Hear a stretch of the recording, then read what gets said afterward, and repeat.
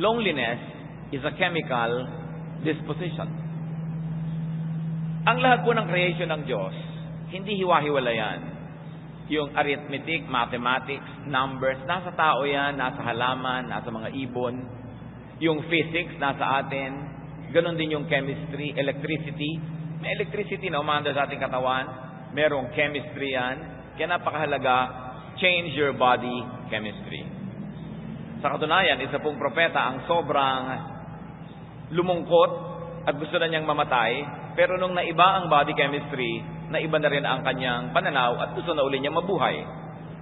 1 Kings 19, 7-8. The angel of the Lord came back a second time and touched him and said, "Get up and eat, for the journey is too much for you." So he got up and ate and drank. Si Elijah, isa sa mga pinakadakilang propeta na naglakad sa balat ng lupa, dumating sa sobrang lungkot na hinihiling niya sa Diyos, bawiin na ang kanyang buhay. At nangyayari po yan sa mga taong sobrang lungkot, parang nawawalan sila ng dahilan para mabuhay, kaya yung mga iba nagpapakamatay pa nga. But such a desire is not normal. It is brought about by chemical, among other configurations in the human person. Kaya dapat i-isolate at bigyan ng lunas ito. So when you are lonely, when you're very lonely, eat, drink. At kung kailangan na uminom ka ng gamot na ipinrescribe sa'yo ng doktor, take medicine. In fact, even psychiatry leans heavily on chemistry. Kaya pagka ang mga pasyente sa psychiatry ay depressed, pinibigyan niya ng mga medicine na you can call uppers, pampasigla.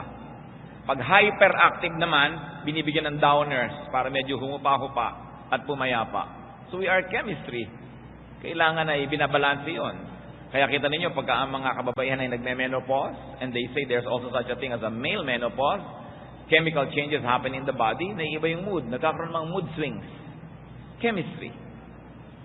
Kaya yung mga babae, pag meron silang mga monthly period, ano nangyayari? Meron silang kumisang kakaibang mga nararamdaman sa katawan na nagpamanifest sa kanilang asal, sa kanilang ugali. This is chemistry. So eat, drink, take medicines. And there's a very easy and in fact a free way to change your body chemistry. Cry. Umiyak. No? Napakahalaga yon na pinapalitan mo ang iyong body chemistry. Katulad lang ni Haring David. Nung namatay ang kanyang anak, kumain siya, naligo siya, pinalitan niya yung situation ng kanyang katawan, samantalang nung naghihingalo at merong sakit ng kanyang anak, ay siya ay nag-fast, di siya kumain. Pero nung namatay na, sabi niya, wala na akong magagawa, patay na, kakain ako. Dahil sa sobrang lungkot niya, pinalitan niya ang kanyang bodily chemistry. In fact, people of ancient civilizations believed in the therapeutic powers of crying. More than 2,000 years ago, si Aristotle theorized that crying at a drama or watching a play and crying while watching it cleanses the mind. Na nagpapatanggal ang pag-iyak ng mga hindi maibulala sa damdamin, sa tinatawag niyang catharsis. At sabi niya, napakalaking gaan ng kalooban ng tao pag naiiyak ang kanyang lungkot. Kaya nga po may mga tao talaga na pagka nalulungkot-lungkot na, ini-induce na nila yung sarili ng umiyak ng umiyak ng umiyak. At pagkaiyak, masarap na ang tulog. No? Ito siguro ang dahilan kaya mas madalas mamatay mauna ang mga lalaki sa mga babae. Mas marami naman talagang byuda kaysa byudo, di po ba? Kasi ang mga kababaihan, mas madaling umiyak. Kasi sa kultura natin, huwag kang iiyak, lalaki ka. Magpakatigas ka, ayun, nanigas, namatay. Kasi hindi nakakaiyak. That's why many people go to tearjerkers, yung mga pelikula na talagang sobrang lungkot. At saka nanonood ng mga telenovela na talagang sobrang lulungkot. Kasi nagkakaroon ng tao ng excuse para iiyak. Hindi lang yung lungkot ng kwentong pinapanood nila, pati mga sarili nila mga lungkot. Lumalabas yung luha. At pag-alaman po ng mga nagsasaliksik na yung luha, siniyasat nila yung chemical composition, that it has many toxins found in stressed out muscles. Maraming laso ng katawan lumalabas kasama ng luha. Kaya yung talagang magaling umiyak, madaling din mag-relax. Libre pa. Change your body chemistry. Bukod sa kumain, uminom, umiyak, perspire. Mga kapatid, makinig kayo mabuti kasi libre to. Pag nalulungkot kayo, mag-exercise kayo. Move your body. Walk, run. Do martial arts exercises. Dance. Papawisin ninyo ang inyong katawan. Sinabi na namang dalubhasang nag-aral na ang paggalaw ng katawan ay talagang nakakapagpagaling maski ng mga sakit. At hindi lang sakit ng katawan, kundi sakit ng damdamin, mga lungkot, at mga malalalim na mga pighati. Dance is considered especially a very efficient form of therapy. Dance, or movement therapy as it is called in some circles, has been used for centuries as a way of improving mental and physical well-being. No? Pati sa paggalaw, si Elijah nga, nung nakakain, nakagalaw, at nung nakagalaw, sumigla uli ang buhay. 1 Kings 19:8, strengthened by that food, Elijah traveled 40 days and 40 nights until he reached Horeb, the mountain of God. There he went into a cave and spent the night. Nung sobra siyang depressed, gusto niyang mamatay, pinatulog, pinakain, pinainom, nakagalaw, at sumigla uli ang buhay. Mapalad po tayo kung hindi tayo paralyzed dahil pwede tayong gumalaw. Ngayon, ang ating mga kapatid na merong paralysis, may karamdaman, hindi maikilos ang katawan, kailangan nilang pairalin at paandarin ang lakas ng kanilang isip para mapaandar nila ang kanilang isip kung sakali mga katawan ay hindi mapaandar. The human body is an amazing creation that we can always find ways to compensate for the things that we cannot do or things that we do not have. Yung mga wala sa'yo, nagagawan mo yan ng paraan. Kaya kaysa maingit ka, halimbawa, ikay paralyzed, naingit ka doon sa hindi makagalaw, lalo ka lang magkakasakit. Kailangan gumawa ka ng paraan na paggalawin, kung hindi man ang iyong katawan o mga maliliit na bahagi ng iyong katawan, paggalawin mo ang iyong isip. At paggalawin mo ang iyong mata, kumurap ka ng kumurap, kumindat ka ng kumindat, do something, dahil movement changes your body chemistry. Kaya uulitin ko mga kapatid, lalo yung mga malulungkutin, ang dami naman natin kasing opportunity malungkot ngayon eh. 10 million OFWs, ibig sabihin there are 10 million other halves of the OFWs na hindi kasama ang kanilang asawa. More or less. Kasi iba konti magkasama. Dahil sa bawat isang OFW, may isang nangungulilang ama o ina, may nangungulilang asawa, may nangungulilang mga anak. Doon pa lang, ang dami na nating opportunity malungkot. Pagkatapos, kahit hindi ka OFW naman, hindi kayo lagi magkasama ng mahal mo sa buhay. Isang malakas magpalungkot yan eh, magkahiwalay kayo. Pero sinasabi ko nga po sa mga malulungkot, mabuti nga ngayon eh, meron ng internet, pwede na kayong mag-text, pwede na kayong mag-chat. Nung araw, magbo-voice tape ka pa, nasasabihin mo, ihuhulog mo pa sa koreo, isang linggo bago dumating doon, magbo-voice tape yung dinatnan, ihuhulog sa koreo, isang linggo bago dumating sa'yo. 2 weeks later ang sagot. Ngayon, text lang, ang bilis. Papa, wala na kaming pera ng mga anak mo. Ang bilis. Di ba? So, ang bilis ng communication. Kaya, hindi na masyado dapat na iniinday ang ganyan mga lungkot dahil better off tayo ngayon than before. But, I'm going back to my issue. Pag nalulungkot kayo, exercise.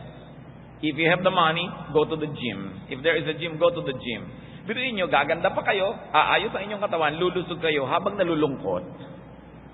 Kaya pag may nakapansin sa'yo, wow, kumari, ang sexy-sexy mo. Kasi ang lungkot ko eh.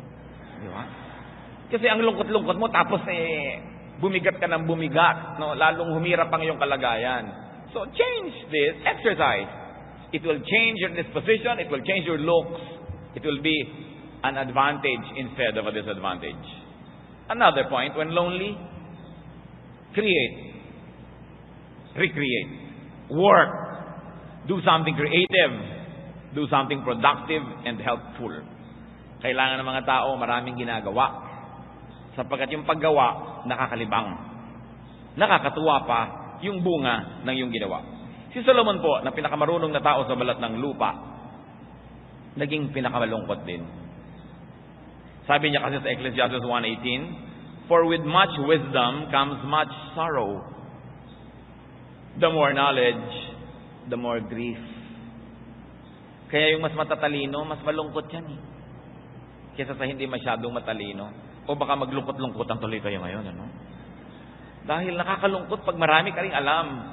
Kaya yung pong binibigyan ng Diyos ng ministry na maging marunong para akayin yung mga hindi marunong, maraming kalungkutan yon.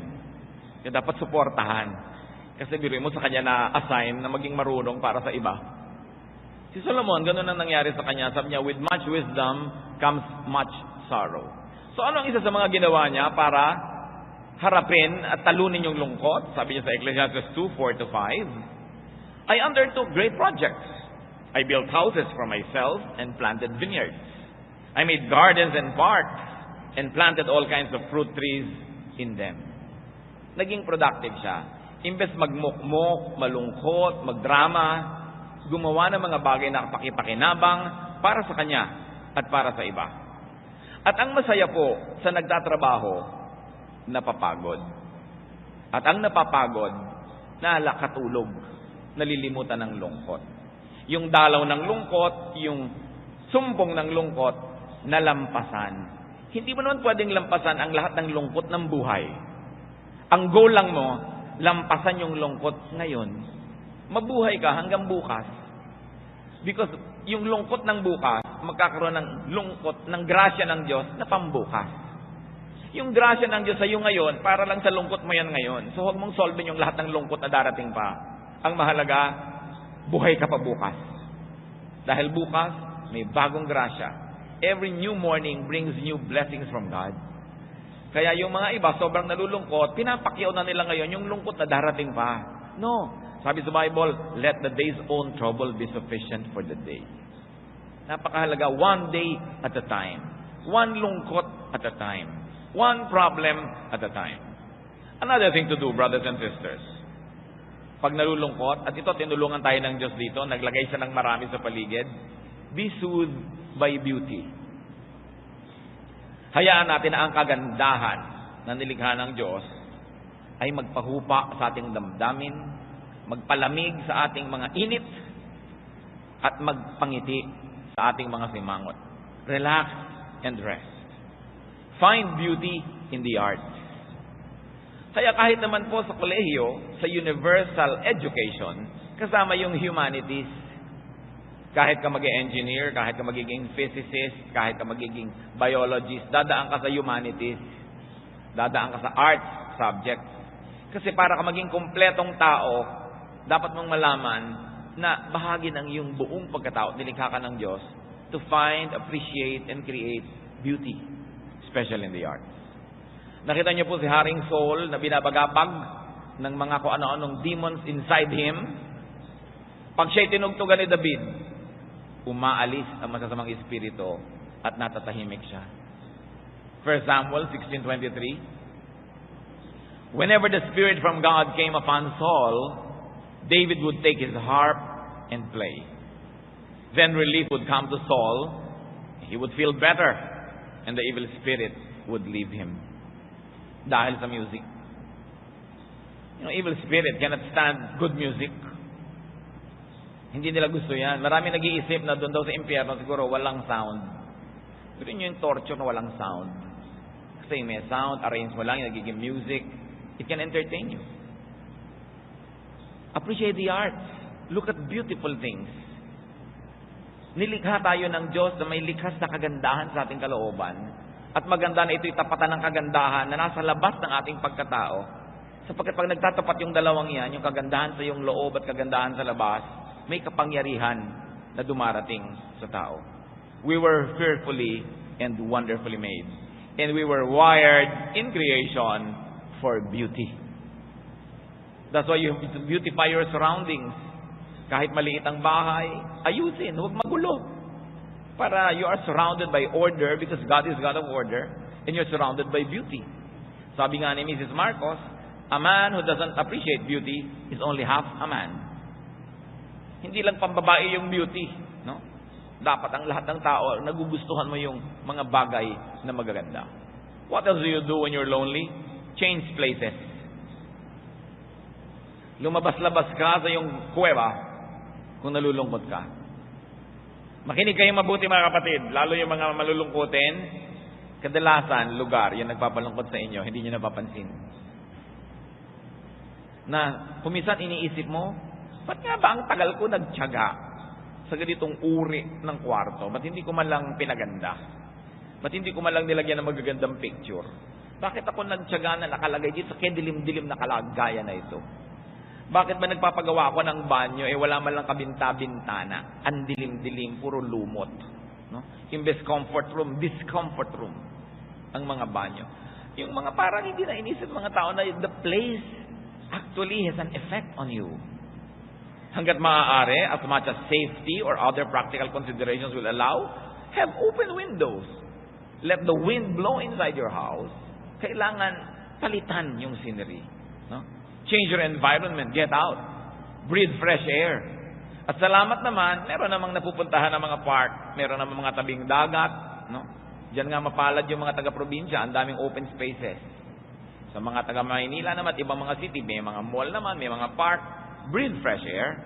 And when possible, look out at distant views. Yung eto lang yung dingding, kaharap mo lang lagi, nakakalungkot yan, hindi napapansin ng mga tao. No? Kaya yung mga accountant, yung mga antrabaho, laging mga paperwork, may tendency lagi yan malungkot. Kasi lagi kang nakasubsob sa kaprasong view, maliit na kwarto usually, lalo't inilalagay pa yung mga accounting at mga sales office, sa mga basement, nakakatulong yan na lumungkot ka. Ngayon, kung hindi mo yun magawa, mapalitan, kasi empleyado ka doon, every time that you can, go out and enjoy great scenery and great vistas. Nilikha ng Diyos sa mga tanawin para magdagdag sa ating kasiyahan. Kaya pag pinutol natin yung connection natin dyan, nagkakaroon tayo ng karagdagang kalungkutan na hindi natin naiisip. Yun pala ang dahilan. Ngayon, kung iniwan ka pa ng papa mo, tapos ganun pa, nakasubsub ka pa doon, dumadagdag talaga yung kalungkutan mo. No? Napakahalaga na, gagawin mo. Change the environment. Pati si Ruth, si Naomi, no? Sa book ng Ruth, namatay ang kanyang mga anak, namatay ang kanyang asawa, so change of scenery siya. Anong ginawa niya? Uuwi na lang siya sa kanyang bayan. Aalis na siya doon sa lugar ng kalungkutan. Lahat na lamang ng mga kwento doon nagpapaalala sa kanya, no? Gusto niyang kumanta na, how can I forget you when there is always something there to remind me? Ipalitan mo yung view mo. Ang mahirap kasi, halimbawa, meron ka mahal sa buhay, naghiwalay kayo, iniwan ka, ikaw yung naiwan doon sa inyong lungga, ikaw ang lagi nakakaalala dahil kitang-kitang dito siya naupo, dito siya tumayo, no? Dito niya ako pinagsasampal, dito niya ako kinaladkad. Ikaw ngayon itong nagdadrama-drama, magpalit ka ng lugar para mapalitan yung arrangement ng iyong buhay. No? A change of scenery can bring a newness of life and can bring you opportunities. When lonely also, change focus, change thoughts. Palitan ang laman ng isip. Kung sakala nyo, kailangan nyong lutasin ang problema habang kayo malungkot, mali.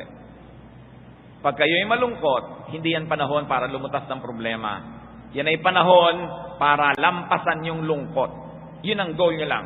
Not to solve the problems of a lifetime, but just to survive for another day. Kailangan libangin ang sarili. You do not need to solve your problems all at once. Especially when loneliness is all over you, and especially during the time of depression. Nalulungkot ka na, magpa-problem solve ka pa, di lalo ka lang nabigatan. Dapat, ang goal, kailangang palayasin ang lungkot na ito. So far, paano tayo papalayas? Kakain, iinom, mag-exercise, lalabas, papalitan yung scenery, etc., etc. No? The important thing is to survive the attack. To survive for another day where there will be another supply of God's grace. Sabi sa Bible, your blessing is new every morning. Pag sinabi nyo, gutom na gutom ako, uhaw na uhaw ang aking espiritu, gusto ko nagmamatay. Pero sabihin, no, hindi ako mamamatay ngayon kasi bukas may bagong supply ang Diyos. Darating yon. Kailangan, nandun ako pag dumating yung blessing na yon. Hindi ako nakalibing. Kailangan niya ng policy ng tao. No? 2 Samuel 12:22-23. Nung namatayan itong hari, no? While the child was still alive, I fasted and wept. I thought, who knows? The Lord may be gracious to me and let the child live. But now that he is dead, why should I fast? Can I bring him back again? I will go to him, but he will not return to me. Ito po ang wisdom ni David. Meron siyang anak na nag-aagaw buhay. Habang nag-aagaw buhay, hindi siya kumain, hindi siya naligo, nag-fast talaga siya, nanalangin lang nanalangin. Hindi ngayon malaman ng kanyang mga tauhan kung paano sasabihin sa kanyang namatay na ang bata. Sabi ng mga tauhan, kung nung buhay pa, ganyan ang nangyari. Hindi kumain, pinabayaan ang sarili, ano pa ang gagawin niya ngayong namatay? Hindi nila malaman na sasabihin, halata ng hari na sila'y balisa. Bakit kayo ganyan? Patay na ba? Opo, patay na. Nagulat sila sa ginawa ni David. Naligo, nagbihis, naglotion, nagpaluto, kumain. Bakit ganyan na nangyari? Sabi ng mga tao, sabi niya, nung may magagawa pa ako, ginawa ko lahat. Pero ngayong wala na, ibibigay ko na sa Diyos. Total, susunod ako sa Kanya at hindi na siya makakabalik sa akin ngayon.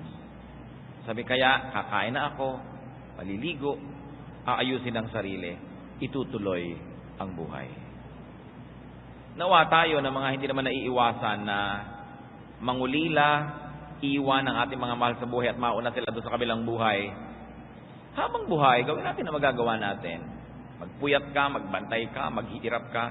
Pero kung kinuha na ng Panginoon, nasa kabila na, dapat mo nang ituloy ang buhay mo. Nagawa mo na naman ang pwede mong gawin eh. Maligo ka na, magpabango, ayusin ang mukha, kumain. Dahil magkikita naman kayo pagdating ng panahon. Sabi ni David, hindi ko na siya mapapabalik dito. So ang akin na lamang na ginhawa sa isip ko, pupunta naman ako sa Kanya pagdating ng araw. Pero habang hindi pa ako pinapapunta doon ng Diyos, nandito pa ako, I will have a full life here. Because life is a gift from God. It must be nourished, it must be enjoyed, even when loved ones go ahead in death's dateless night. Napakagandang isipin yan, mga kapatid, na gawin ang lahat ng pagpupuyat, pagbabantay, pero kung sakaling eto na, nandyan na, panahon na para damputin uli natin yung mga bahagi ng buhay natin na pinabayaan natin nung tayo nag-aalaga, nung tayo nagsisikap na pahabain ang buhay niya. Sapagkat ang buhay na ito, bagamat dinadalaw ng kalungkutan, ay huwag natin dapat lilimutan na regalo ito ng Diyos. Dapat itong mahalin at dapat na ipamuhay sa pinaka masarap na pwedeng buhay. Because life is a gift. No? The attitude of David could be a good model for the bereaved. No? Ngayon, napakahalaga mga kapatid, yung pag-change ng thought. Kung kayo ay merong kilala na nalulungkot, na may problema, huwag kayo ang magbubukas ng topic. Alam mo, may problema siya sa asawa. Tapos nagkikita kayo bukas, magkakape kayo, ikaw agad, ano na nangyari sa asawa mo? No. Dapat yung taong nalulungkot, ang bigyan nyo ng privilege kung gusto niyang buksan o hindi. Hindi para sa atin buksan yung sugat niya. Pero kung gusto niyang buksan yung sugat, nagbibigay siya ng mga hint na yun ang gusto niyang pag-usapan, sakay ka lang. Sige, pag-usapan natin. Pero hindi para sa iyo buksan yun at kalkalin.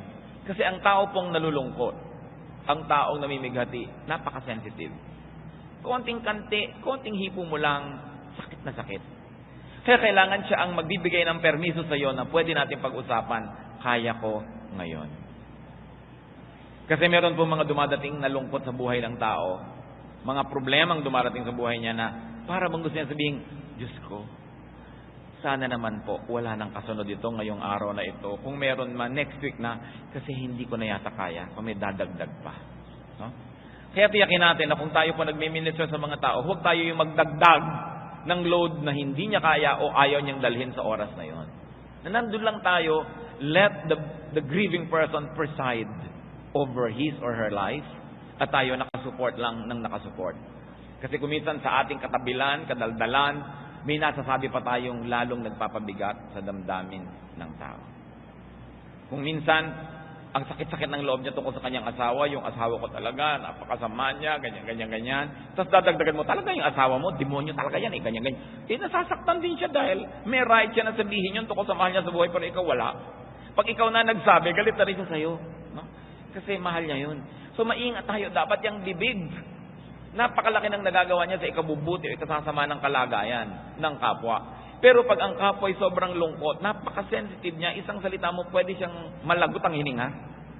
Kaya dapat mabait tayo sa mga nalulungkot. No?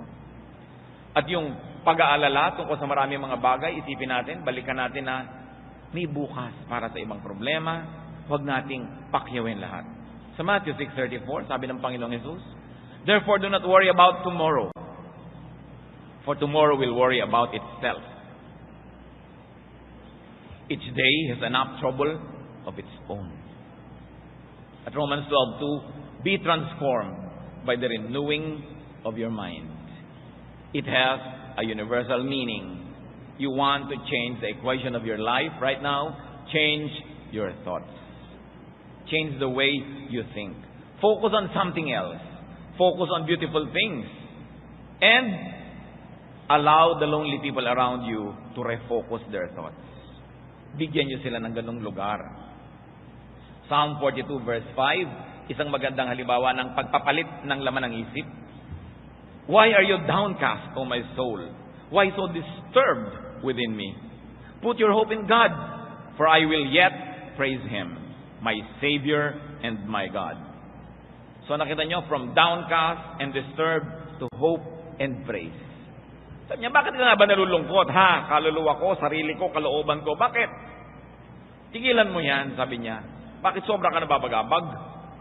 Umasa ka sa Diyos. Purihin mo ang Diyos at maiiba ang lahat. So kung nalulungkot na nga, huwag nang dagdagan man ng lungkot, ibahin ang iisipin. Philippians 4:8, finally brothers, whatever is true, noble, right, pure, lovely, admirable, if anything is excellent or praiseworthy, think about such things. Yan ang pagtuunan mo ng pansin. Sabi niya, yung maganda, yung mabuti, yung kahanga-hanga, yung nakakapagpasaya, yung nakakapagpaangat ng damdamin. Yan ang pagtuunan ng pansin. And very importantly, when you're sad, do something enjoyable. Have you heard of one of the most effective therapies of all? It's called retail therapy. Shopping. No? Napakalakas magpalibang ang shopping. Sasabihin niya, walang pera, kaya sasabihin ko ang next kong mensahe, mga kapatid. Kahit gaano kahirap ang buhay, kahit gaano kayo kuminsan kakapos, mag-ipon kayo ng pang shopping money pag nalulungkot kayo. Save some money to splurge in times of loneliness. Pero kayo dapat alkansya na nakalagay sa labas, lungkot fund. Diba? Hindi ko ito gagastahin dahil masaya ako. Masaya na nga ako, gagasta pa. Diba? Hindi ko ito gagastahin na pang blowout. Hindi ko ito gagastahin dahil may gumraduate. Pag nalungkot ako, uubusin ko to. Hindi ko pag-iisipan na sayang. Kasi yung nailigtas niya ako sa pagiging baliw na hinahanap ko si Basilio, hindi sayang yon. Dapat meron kang shopping money. When lonely, put money to work. No? Sabi sa Ecclesiastes 10:19 ni Solomon, a feast is made for laughter, and wine makes life merry. But money is the answer for everything. Kita nyo? Nakakapagpasaya yung pera. Hindi lagi, pero madalas. No? So, mag-ipon-ipon kayo ng tawag? Lungkot fund.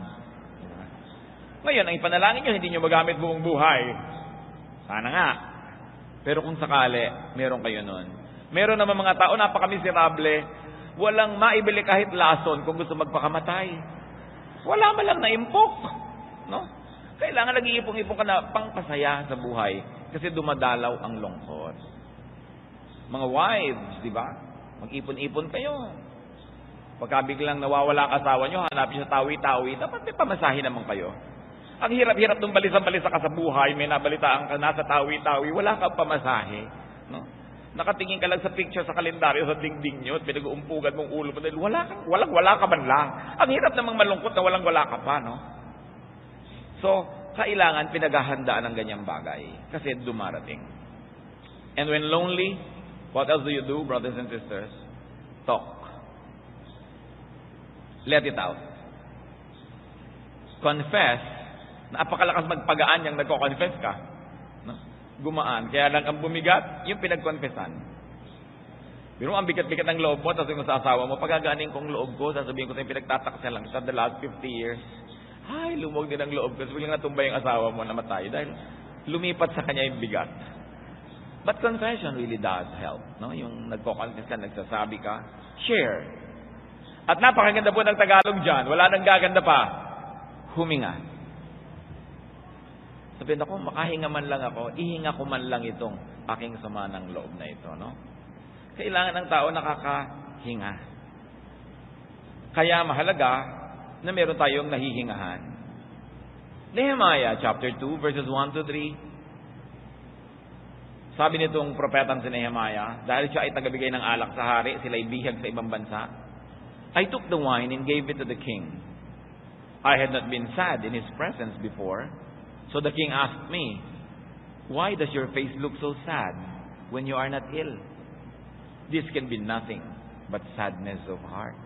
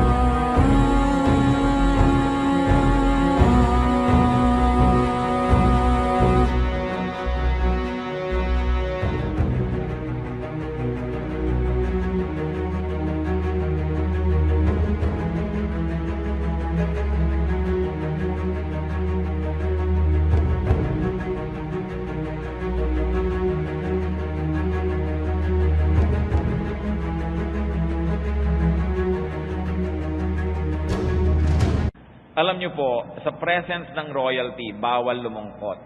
Bawal ang sakit ng ngipin, bawal ang lahat ng uri ng sakit. Kasi dapat hindi mo binibigyan ng kabigatan ng damdamin ng namamahala. Sapagkat naniniwala ang lahat na kung magaan ang kanilang pakiramdam, higit lalong magiging maganda ang pag-iisip at lalo silang makakapamuno. There is such a thing as that kind of ministry, that you minister to people with high positions, you minister to people with grave responsibilities, by not making them any sadder than they already are. Kaya sinabi itong si Nehemiah, hindi ko naman ugali na magpakita ng mahabang muka sa harap ng hari. Pero sapagkat napakatindi ng kanyang kalungkutan, hindi na ilihim ng kanyang expression. At yung hari naman talaga, deserving maging hari, sensitive, marunong. Sabi niya doon sa nag-aabot, "Ba't ganyan ang mukha mo? Kang lungkot-lungkot." Siguradong wala nang ibang dahilan, kundi yan ay sadness of heart. At dahil na ekspresyon, nahanap ng kalutasan yung ikinalulungkot niya at nagkaroon siya ng kasiyahan. Now, because you have to share, dahil kailangan tayong huminga, pre-depression preparation is needed. Anong ibig nating sabihin? Sapagkat alam mong darating at darating ang mga araw ng lungkot at napakahalagang meron kang nahihingahan, dapat bago pa dumarating ang mga araw ng lungkot, mga kapatid, meron na tayong mga kaibigan, kapalagayang loob. Handa na silang makinig sa atin dahil matagal na rin naman tayong nakikinig sa kanila. It is very important to have confidence. Yung mga napagtatapatan mo, napagsasabihan mo ng mga bagay-bagay. Kasi pressure cooker man, kailangang makahinga yung usok niya. Hindi pwedeng nandun lahat sa loob dahil sa sabog. Kaya napakahalaga nung meron ka mga kaibigan na nino-nurture mo, nino-nourish mo, inaalagaan mo yan, hindi yung sobra ka ng busy, wala ka ng time sa kanila, iniaagaw mo yan ng panahon. Na kahit yung kaibigan mo na iba yung relihiyon, na iba yung paniniwala, kaibigan mo pa rin yun, hindi na iba na yung relihiyon niya magkaaway na kayo. Hindi ka naman nakakatiyak na lahat ng kasama mo sa bago mong relihiyon, magiging kasundo mo rin, nakakaaway mo rin naman yan. Kailangan yung pagkakaibigan, ginagalang yan, kahit anong kalagayan ng tao. Siya man ay umunlad o kabaligtaran nun, umatras o umabante, siya man ay nagtagumpay o nabigo, siya man ay luminis o dumumi, siya man ay bumanal o nagkasala, kaibigan is kaibigan. That is a sacred relationship. And God had provided these avenues for friendships because He knows that it's through the ministration of friends that we can survive many lonely days. Kumisan nga yung mga mag-asawa, kaya ka lang nagsusurvive sa problema niyong mag-asawa kasi may kaibigan kang nahihingahan. Proverbs 17:17, a friend loves at all times, and a brother is born for adversity. Sinadya ng Diyos na ang pagpapakaibigan at pagiging mga kapatid ay para talaga sa panahon ng hirap, hindi lang sa panahon ng saya. Ngayon, ikaw maka-Diyos, Bible-based, born-again, evangelical Christian, Nakakahinga ba sa'yo ang iyong mga kaibigan? O nagsisimula pa lang sila dyan-judge mo na evil yan, mali yan, sin yan, hindi na makakibu sa'yo. No? Hindi ka na makaka-minister sa kanila pag ano kaka-judgmental. There is a time to preach. Sabi nga sa Ecclesiastes, there is a time for everything. There is a time to be silent. There is a time to speak. So kailangan na tayong mga kaibigan. Proverbs 18:24, there is a friend who sticks closer than a brother. It's precious to have friends. So offer your ears and listen. Hindi naman ikaw lang lagi ang papakinggan. Whenever you are the strong one, then be the listener. Be the comforter. Because your time may come when you are the one who needs the comfort, then you will be the speaker and the other person, the listener. Kadalasan naman, kahit hindi ka bigyan ng payo, yung makahinga ka lang, lumuwag na eh. Kailangan lang maihinga. At yun, ang mga wika po natin sa Pilipinas, ang mga iba natin mga wika, meron din silang word for that. Nang ibig sabihin din, ihinga mo, sabihin mo, ilabas mo. So anong payo ng Proverbs 27:10? Do not forsake your friend and the friend of your father, and do not go to your brother's house when disaster strikes you. Better a neighbor nearby than a brother far away.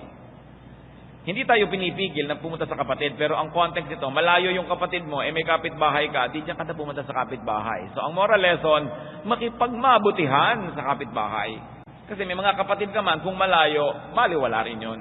Ang mahalaga, maganda ang relasyon mo doon sa mga taong malapit sa iyo. Ngayon, kung wala kang ganitong karamay, may mga tao sumusuling sa mga professionals, sa mga psychiatrists, counselors, at pag yung mamaliitin, may mga nagpupunta sa mga GRO at mga hostess. Alam nyo kung bakit? Wala nang masabihan eh.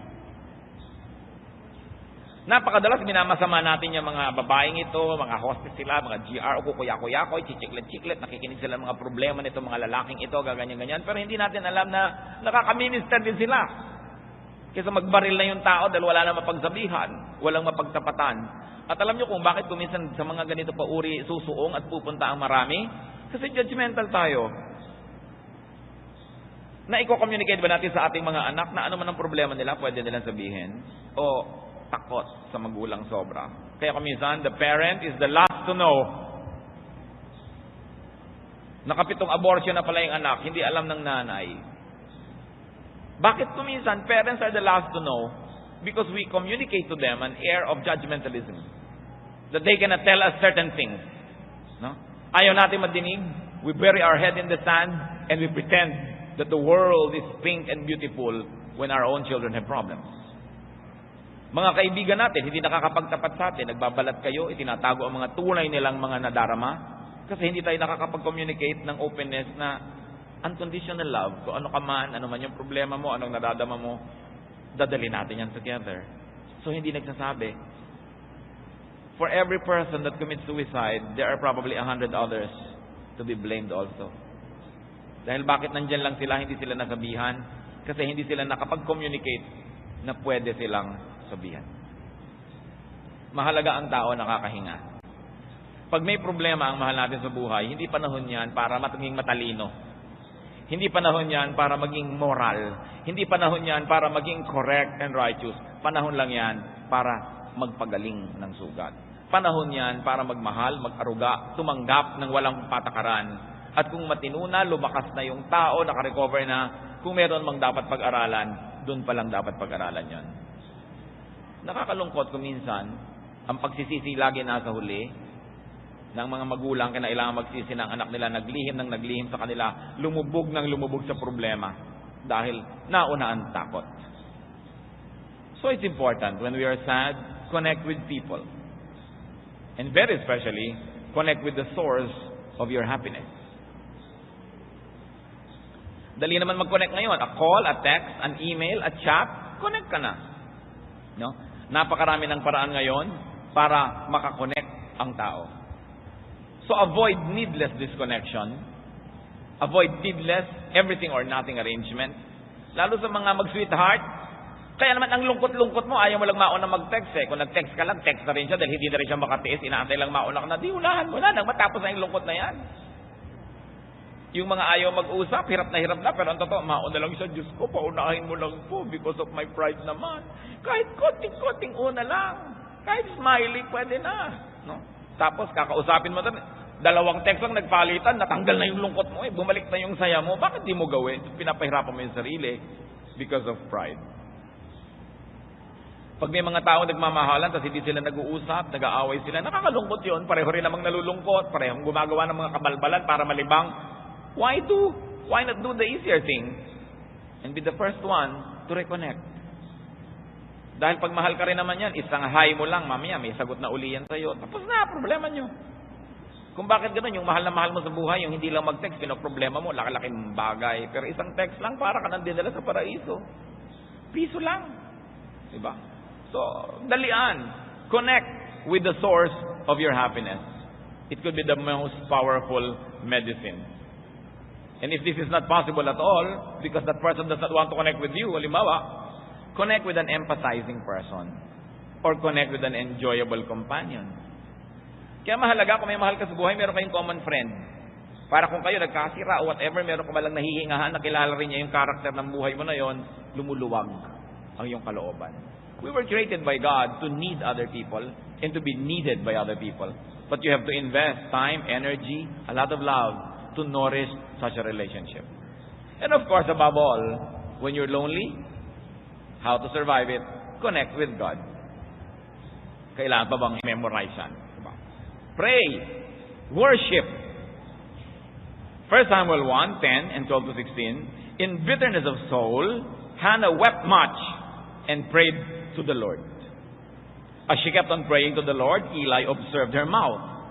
Hannah was praying in her heart, and her lips were moving, but her voice was not heard. Eli thought she was drunk, and said to her, "How long will you keep on getting drunk? Get rid of your wine." "Not so, my lord," Hannah replied.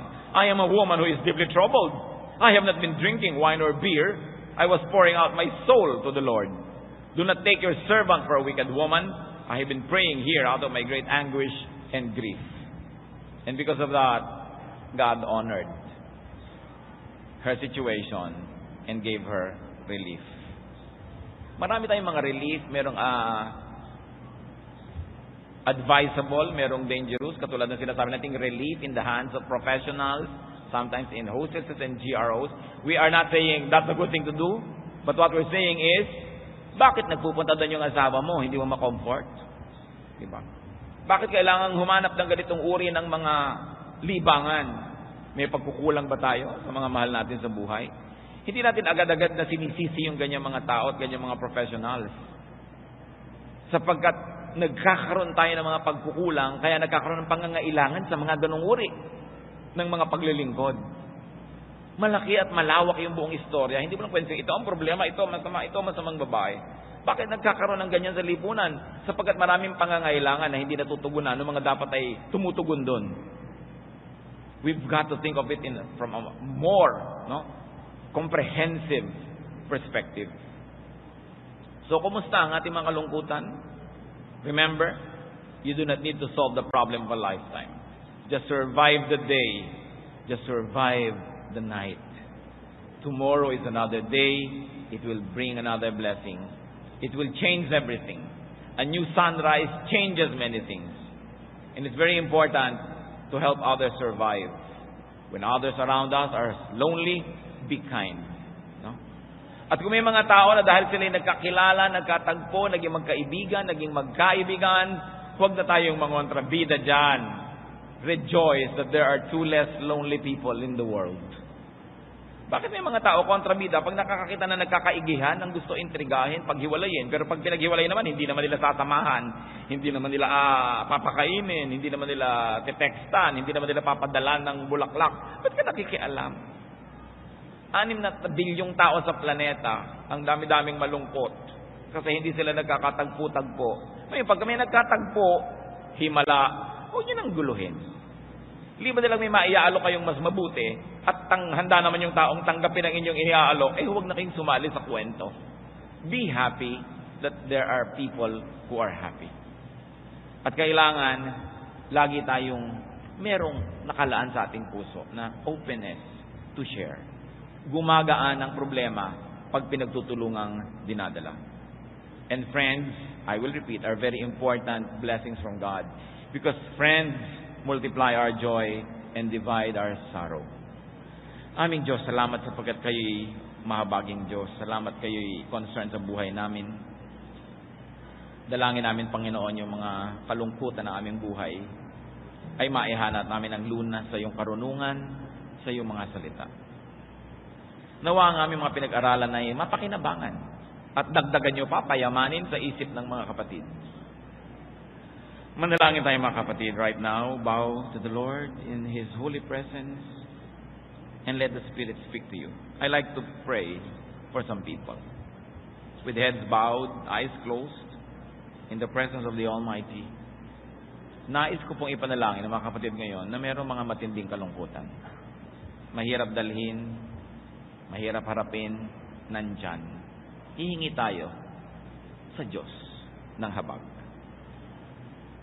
Sino man sa inyo, mga kapatid, ang nais maipanalangin, meron kayong mga kalungkutan, I'd like you to stand. We're going to pray. We're going to ask God for a blessing.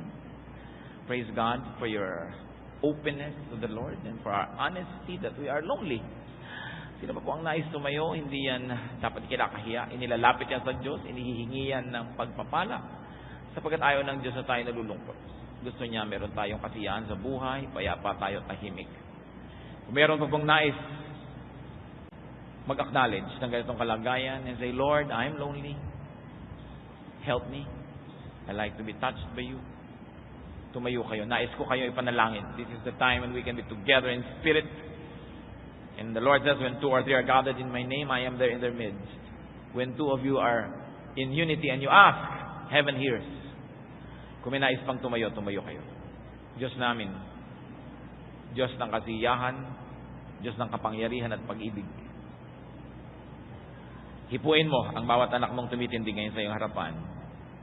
Nagpapahayag na kailangan ka. Kailangan namin kayo, O Diyos. Maraming umaalis sa buhay namin, kailangan namin kayo. Maraming nag-aalis ng aming kasiyahan, bumabawi ng mga pahiram na kasiyahan. Kailangan namin kayo, O Diyos. Marami kami mga pangamba, marami kami iniisip na nagpapalungkot. Kailangan namin kayo. Panginoon, nilalapit ko sa iyo very especially ngayon yung mga nangungulila because they were bereaved. Kung meron man na dahil sa makabilang buhay ang mahal sa buhay, punuin mo ng Espiritu mo yung nabakanting bahagi ng kanilang puso. At dan sa ganon, gumaling ang sugat at maibsan ng kasiyahan na nagmumula sa iyo. Dinadalangin ko rin ang mga kapatid na nalulungkot dahil nagkahiwalay sila ng mahal nila sa buhay. Maaring iba't iba ang dahilan ng pagkakahiwalay pero ganun pa rin nagkahiwalay. Bigyan mo, Panginoon, ang kaaliwan. Bigyan mo ng lakas ng loob. Magpadala ka ng mga tao at mga bagay na magbibigay ng kasiyahan, ng kapahingahan ng isip. At para sa iba pa ang mga dahilan ng mga kalungkutan, Panginoon, maring nabigo, hindi nagtagumpay, maring napahiya, maring basta malungkot lang lalo, hindi niya alam kung ba't siya malungkot.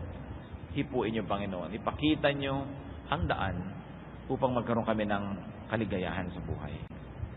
At nawa kami, Panginoon, maging sensitive sa bawat isa, na huwag kaming humadlang sa kaligayahan ng aming kapwa, lalo't hindi naman ikasasama ng sangkatauhan ng kanilang kaligayahan.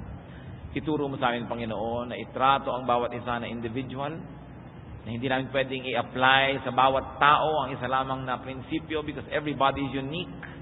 Teach us, Lord, to respect persons, to respect uniqueness of persons, and to respect personal circumstance. Maupo kayo mga kapatid, patuloy tayong mananalangin. Sa ilang saglit, nais ko ipanalangin ninyo ang mga kilala nyo na alam nyo malungkot. Pray for such persons.